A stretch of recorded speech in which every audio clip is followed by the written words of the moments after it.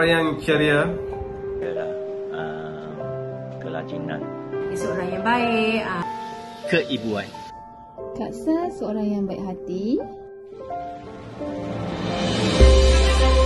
Saya ingin mengucapkan selamat bersara pada Cik Salvia. Terima kasih atas segala pengorbanan, segala bakti, segala jasa yang telah dicurahkan untuk SK1 Batu 4 Jalan Ipoh. Semoga Cik Salvia sentiasa dalam kerahmatan dan kesihatan serta diberi perlindungan oleh Allah Subhanahu Wa Taala. Saya mengucapkan selamat bersara untuk Cik Salvia. Terima kasih saya ucapkan atas segala pengorbanan, sumbangan dan jasa yang telah dicurahkan. Assalamualaikum. Saya ingin mengucapkan selamat bersara kepada Cik Salvia. Terima kasih saya ucapkan atas segala pengorbanan, sumbangan dan juga jasa bakti Cik Salvia sepanjang berada di SK1 Batu 4 Jalan Ipoh.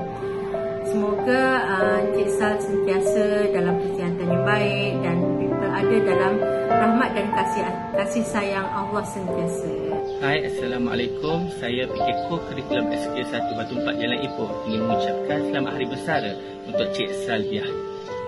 Terima kasih di atas segala pengorbanan, jasa dan sumbangan yang telah dicurahkan oleh Cik Salvia di dalam dunia pendidikan, terutamanya ketika berkhidmat di sekolah ini.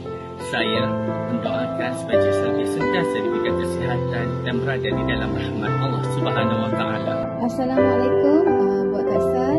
Puja ucapkan terima kasih yang tidak terhingga di atas segala pengorbanan, sumbangan dan jasa yang telah dicurahkan dalam menguruskan murid-murid prasekolah Aulad. Kita bekerjasama bersama selama 2 tahun dan puja mohon maaf sekiranya ada salah dan silap sewaktu kita bersama. Semoga Allah memberikan kesihatan yang baik dan kebahagiaan buat Kak Sal. Selamat bersara, jaga kesihatan dan jaga diri. Selamat bersara Kak Sal. Semoga selalu sihat dan selalu Kami doakan semoga Kak Sal cepat sembuh dan jangan lupakan kami di sini ya. Dan selamat bersara.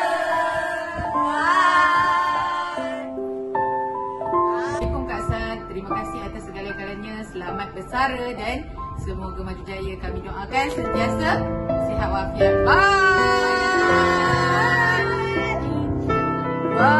Assalamualaikum Kak Sal. Saya wakil guru-guru lelaki bersama Cikgu Ahmad, Ustaz Amran ingin mengucapkan selamat bersara kepada Kak Sal. Semoga dapat berehat dengan aman damai dan dikurniakan kesihatan yang berpanjangan. Selamat bersara. Kak Sal.